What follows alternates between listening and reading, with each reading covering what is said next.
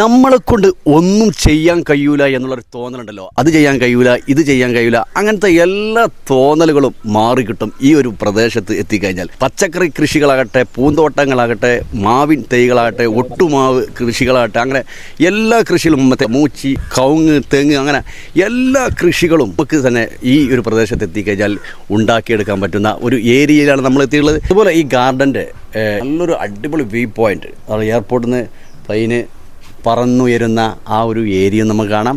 ഇപ്പോൾ നമുക്ക് പ്ലെയിൻ ഇങ്ങനെ ഉയർന്ന് പോകുന്ന ആ ഒരു കാഴ്ച നോക്കി, അതുപോലെ അങ്ങനെയുള്ള വൈബോട് കൂടിയുള്ള ഒരു ഏരിയയും കൂടിയാണ് ഈ ഭാഗം. നല്ല അടിപൊളി സ്ഥലം കേട്ടോ. ഇവിടെയുള്ള ആ തെങ്ങിൻ തോപ്പുകളും മരങ്ങൾ, കവുങ്ങളെല്ലാം കൊണ്ടും ഇങ്ങനെ പച്ചപ്പിലുള്ള ആ മനോഹരമായ കാഴ്ചയും കണ്ട് ഇവിടെ നമുക്ക് ഇറങ്ങാം. ഏക്കറക്കറി സ്ഥലത്തിൽ വിശാലമായി കിടക്കുന്ന കൊണ്ടോട്ടി ചിറയിലുള്ള അഗ്രോ ഗാർഡൻസിലാണ് നമ്മളിപ്പോൾ ഉള്ളത്. അപ്പോൾ ഇവിടുത്തെ വിശേഷങ്ങളുമായി കുറഞ്ഞ നേരം പങ്കുവെക്കാം. ചിറയിൽ അഗ്രോ ഗാർഡൻസിൻ്റെ ജനറൽ മാനേജറായിട്ടുള്ള ഷഫീർ ജവാദ് നമ്മോടൊപ്പം ഉണ്ട്. 36 ഏക്കറിൽ നീണ്ടു കിടക്കുന്ന വിശാലമായി കിടക്കുന്ന ഈ ഒരു ഗാർഡൻസിലെ വിശേഷങ്ങൾ അദ്ദേഹം പങ്കുവെക്കും. നമ്മളിവിടെ സ്റ്റാർട്ടിങ് എന്ന് പറഞ്ഞു കഴിഞ്ഞാൽ ഇവിടെ കോറിയായിരുന്നു ആദ്യം. അതിൽ കോറിയുടെ പ്രവർത്തനം നിൽക്കുമെന്ന് വന്നപ്പോൾ നമ്മൾ അവിടെയുള്ള ജോലിക്കാർക്ക് അവരെ നിലനിർത്താൻ വേണ്ടിയിട്ട് എന്ത് ചെയ്യും എന്ന് അന്വേഷിച്ച് നോക്കിയപ്പോഴാണ് നമ്മൾ ഈ ഫീൽഡിലേക്ക് വരുന്നത്. അവർക്കൊരു തൊഴിൽ എന്നുള്ള രൂപത്തിൽ നമ്മളിവിടെ ഒരു 10-40 തൊഴിലാളികളുണ്ടായിരുന്നു. അതെ, അന്നുണ്ടായിരുന്നു, അതിലേറെ ഉണ്ടായിരുന്നു. പക്ഷേ അവരെ നമ്മൾ ഇവിടെ തന്നെ വിന്യസിക്കാൻ വേണ്ടിയിട്ടാണ് ഇത് സ്റ്റാർട്ട് ചെയ്തത്. അപ്പോൾ അവരെല്ലാവരും ഇപ്പോഴും കൂടെ ഉണ്ട്. ആണ് നമ്മളെ തുടക്കം. പൂന്തോട്ടം, തോട്ടം ഐറ്റംസോ, അതുപോലെ പച്ചക്കറി കൃഷികൾ, മാവിൻ തൈകൾ, ഒട്ടുമാവ് തൈകൾ, അങ്ങനെ എല്ലാം കണ്ടു. നീണ്ടു കിടക്കുകയാണ്, കണ്ണെത്താ ദൂരത്ത് അത്രക്കുണ്ട്. അപ്പോൾ അതിനെക്കുറിച്ച് എന്തൊക്കെയാണ് പ്രധാനമായിട്ടും നിങ്ങൾ ഇവിടെ ചെയ്തു കൊടുക്കുന്നത്? ഇതിൽ പ്രധാനമായിട്ട് പറയുകയാണെന്നുണ്ടെങ്കിൽ നമുക്കിത് ഗവൺമെൻറ് അപ്രൂവ്ഡ് നഴ്സറിയാണ്. അതിന് നമുക്ക് വേണ്ടത് ഗവൺമെൻറ്റിൻ്റെ അടുത്ത് നിന്ന് അപ്രൂവ്ഡ് ആയിട്ടുള്ള സർട്ടിഫിക്കറ്റ് വേണം, അതുപോലെ ലൈസൻസ്, അതുപോലെ ഗവൺമെൻറ് അഗ്രികൾച്ചർ ലൈസൻസ് അതൊക്കെ റെഡിയാണ്. പിന്നെ അതിന് വേണ്ട നമുക്ക് നമ്മുടെ മദർ മരങ്ങളുടെ ഒരു ഓർച്ചാർഡ് വേണം നമുക്ക്. അതിവിടെ നമുക്ക് നിലവിലുണ്ട്, നിങ്ങൾക്ക് ഇവിടെ കാണാൻ സാധിക്കും. അതുപോലെ തന്നെ നമ്മുടെ തൈകൾ ഇവിടുന്ന് വാങ്ങിക്കൊണ്ട് പോയിട്ട് ആ തൈകൾക്ക് എന്തെങ്കിലും പ്രശ്നം വന്നാൽ നമ്മുടെ ഫാം മാനേജർ വന്നിട്ട് അത് ചെക്ക് ചെയ്യും. അതിന് എന്ത് പ്രശ്നം ഉണ്ടെങ്കിൽ നിങ്ങൾക്ക് നമ്മളുമായിട്ട് കോൺടാക്ട് ചെയ്യാം.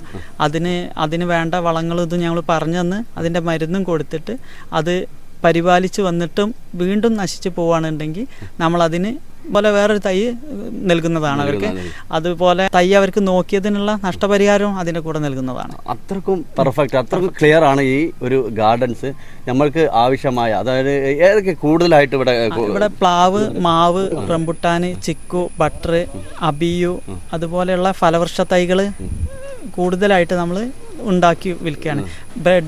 ബഡ്ഡിങ്, ഗ്രാഫ്റ്റിങ്, ലയറിങ് എന്നിവ ചെയ്തിട്ടാണ് നമ്മൾ ഉണ്ടാക്കിക്കൊണ്ടിരിക്കുന്നത്. ഇത് ഇവിടുന്ന് സെയിലൊക്കെ എങ്ങനെയാണ്? അതായത് നമ്മളൊരു 300-ലേറെ നഴ്സറികളിലേക്ക് കാസർഗോഡ് മുതൽ തൃശ്ശൂർ വരെ നമ്മൾ സെയിൽ ചെയ്യുന്നുണ്ട്. കേരളത്തിൽ ഏറ്റവും കൂടുതൽ ഈ ഒരു ഏരിയയിലാണോ നിങ്ങളാണോ അതിന്റെ നടത്തിപ്പ് ചെയ്യുന്നത്? നമ്മളാണ് ഇവിടെ ഏറ്റവും മലബാർ ഏരിയയിൽ നമ്മളായിരിക്കും ഏറ്റവും ഉൽപ്പാദിപ്പിച്ച് വിൽക്കുന്ന നഴ്സറി എന്ന് പറയുന്നത് നമ്മളായിരിക്കാം.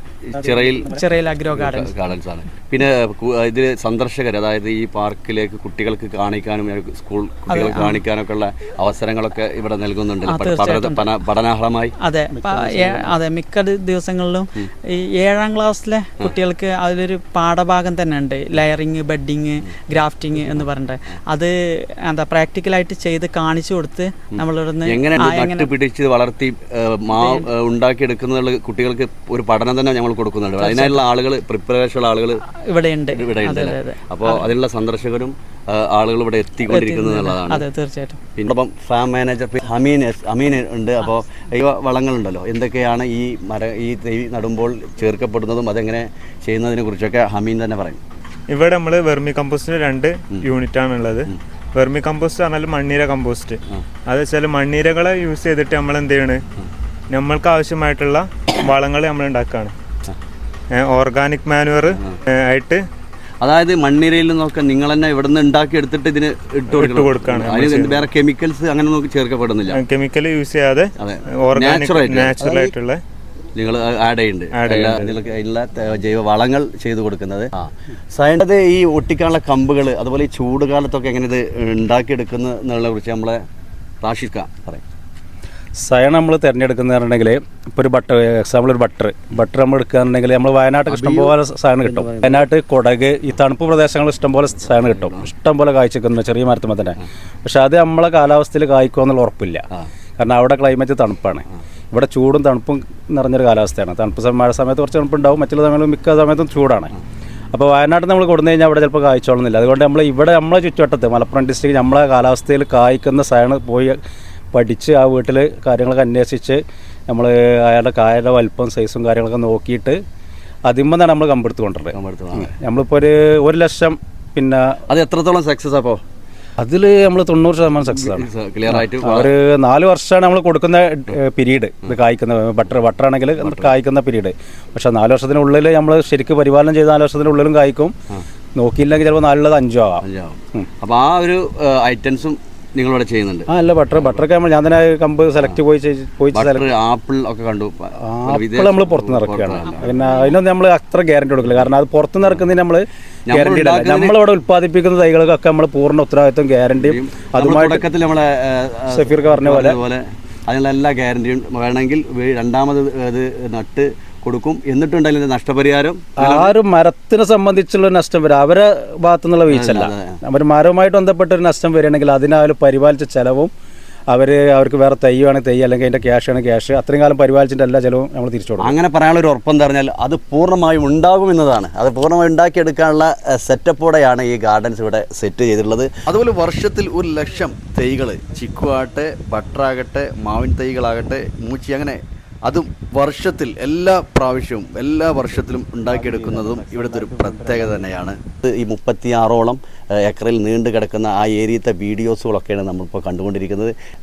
നമ്മുടെ സംബന്ധിച്ചിടത്തോളം നമ്മുടെ ഈ മലബാറിൽ തന്നെ ഏറ്റവും അറിയപ്പെടുന്ന, അതായത് വിദ്യാർത്ഥികൾ ഇതിൽ ഈ ഗാർഡൻസ് കാണാൻ വരുന്നു, അവർ പോകുന്നു, അവർക്ക് എങ്ങനെയൊക്കെ ഇത് ഉണ്ടാക്കി കൊടുക്കുന്നത് വളരെ ക്ലിയർ ആയിട്ട് കാണിച്ചു കൊടുക്കുന്നു. അങ്ങനെ എല്ലാം കൊണ്ടും സെറ്റായ ഒരു ഏരിയത്തെ കൃഷിയുമായി ബന്ധപ്പെട്ടുള്ള ഒരു വീഡിയോ ആണ് നമ്മളിന്ന് അപ്ലോഡ് ചെയ്തിട്ടുള്ളത്. അപ്പോൾ നിങ്ങൾക്ക് എല്ലാവർക്കും ഈ ഒരു വീഡിയോ ഇഷ്ടപ്പെട്ട് കാണുന്ന ഒരു വീഡിയോ ഇഷ്ടപ്പെടാൻ എല്ലാവരും ഈ വീഡിയോയിൽ മറ്റുള്ള ഗ്രൂപ്പിലേക്ക് ഒന്ന് ഷെയർ ചെയ്ത് സപ്പോർട്ട് ചെയ്യുക. അപ്പോൾ ഓക്കെ, ഇതുപോലെയൊക്കെയുള്ള വെറൈറ്റീസ് വീഡിയോ ആയിട്ട് നമുക്ക് വീണ്ടും കാണാം ഇൻഷാ അല്ലാഹ്.